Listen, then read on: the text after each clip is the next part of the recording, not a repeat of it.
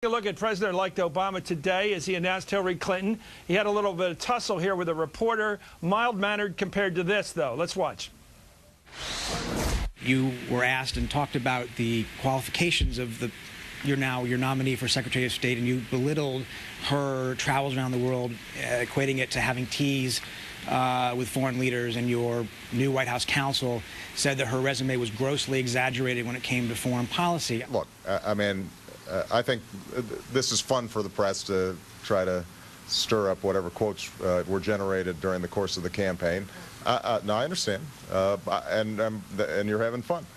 If you look at the statements that Hillary Clinton and I have made outside of the heat of a campaign, we share a view.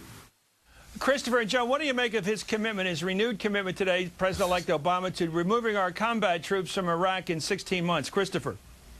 Well, he's been rescued by the Iraqi parliament. I mean, he's probably the luckiest politician one's ever seen since Kennedy in any case, but the real luck is that the Iraqis are demanding roughly what he's been asking for a long time, which is a deadline and a date certain. The actual date doesn't matter once you start talking about that. Can I just add, though, that I thought Obama's answer just there was incredibly cheap and evasive. I mean, he was right the first time to say this woman doesn't in fact have any foreign policy experience, and he could have added, which also came up in the campaign, that the experience she has claimed, such as in Bosnia, was fake, was fabricated.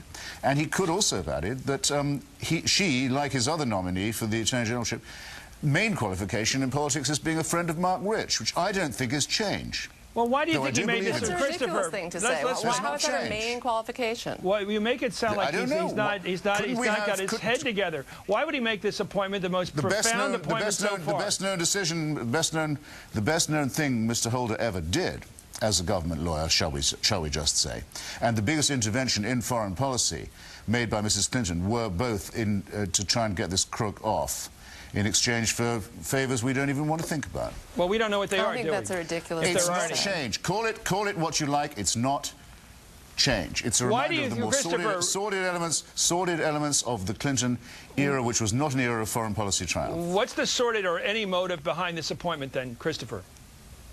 I didn't say this is a sordidly motivated. Well, what is it?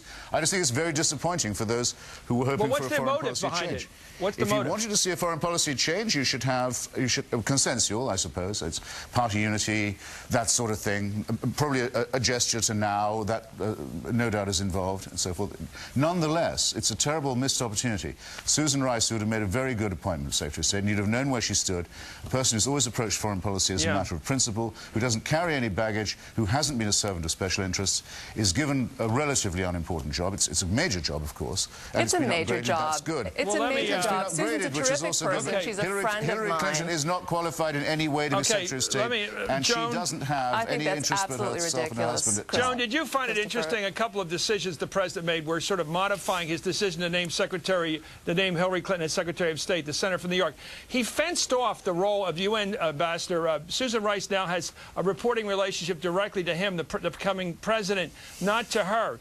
Both cabinet secretaries. What's that about? Right. Why do you think he did that? And why did he give Greg Craig the job as White House counsel, where he would be completely fenced off from foreign policy? It seems like he segregated the people who agreed with him in the campaign from the one he opposed in the campaign, Senator Clinton.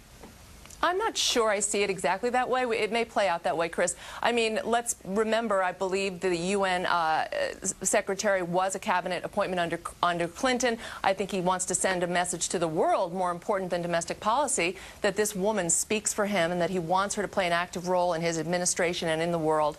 I don't see it as much as separating her from Hillary Clinton.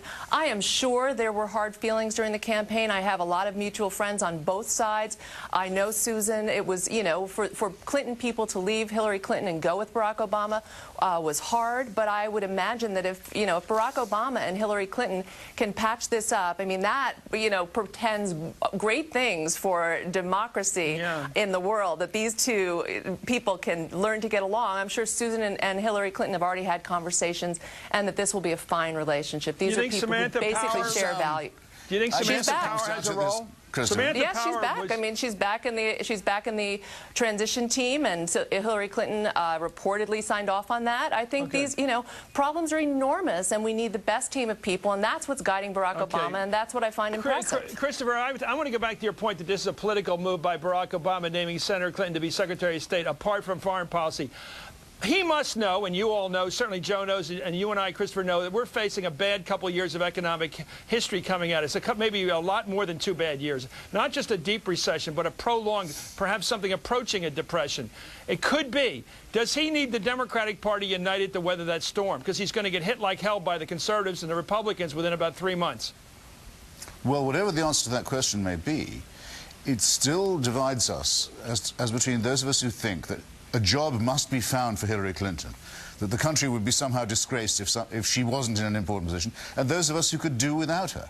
And neither answer to that question is going to make any difference at all to the way the market performs. But that However, second group is a very small group. It's a group of eccentric Clinton haters who've made a career out of trashing the Clintons. It's a small group. It's not an important group in American domestic or foreign policy. Which group are you talking and I about? don't think that the group of people who would rather see Hillary Clinton off the world stage. I don't think Barack Obama was thinking about that at all, because that group of people is eccentric. They are devoted to looking at everything the Clintons do in the worst possible light, and he's trying to solve problems. And to you, Chris, I don't think it was done with domestic politics. And I'm sorry, I'm talking to Chris. Well, it's tough here, Christopher. I did call you Christopher. Look, I'm looking at the 18 million people that voted for her, and I'm thinking that if he's looking at Lincoln as a role model, he clearly is looking at bringing in that constituency, not just Senator Clinton or former President Clinton, but the 18 million Chris, working people that voted for him. I'm just thinking he might be a politician.